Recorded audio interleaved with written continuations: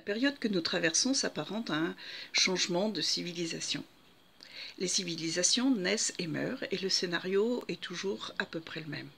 Dans un premier temps, une source de prospérité apparaît. Alors, la communauté s'organise pour exploiter cette source de prospérité. Elle crée des institutions qui ont pour objet de protéger cette source de prospérité. Mais comme dans ce monde tout change tout le temps, eh bien, la source de prospérité change elle-même et elle se délite même. Alors, le peuple réclame le retour de cette prospérité.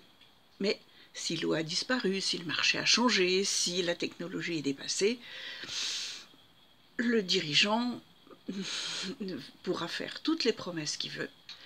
Il n'y parviendra pas.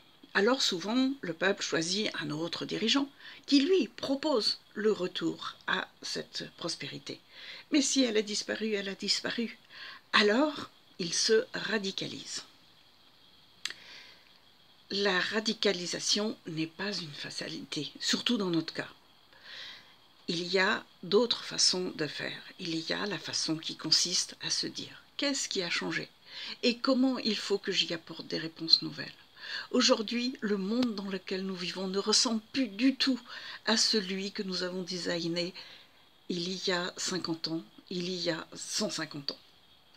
Aujourd'hui, nous sommes dans l'ère du numérique, nous sommes dans l'ère où les robots vont fabriquer à notre place et nous allons pouvoir envisager de faire autre chose autrement. Mais il nous faut le système social qui va bien, il nous faut les instruments de gouvernance qui vont bien. Donc, le chef dont nous avons besoin et les équipes dont nous avons besoin sont celles qui vont nous permettre d'imaginer et de mettre en œuvre ces nouveaux progrès sociaux et économiques.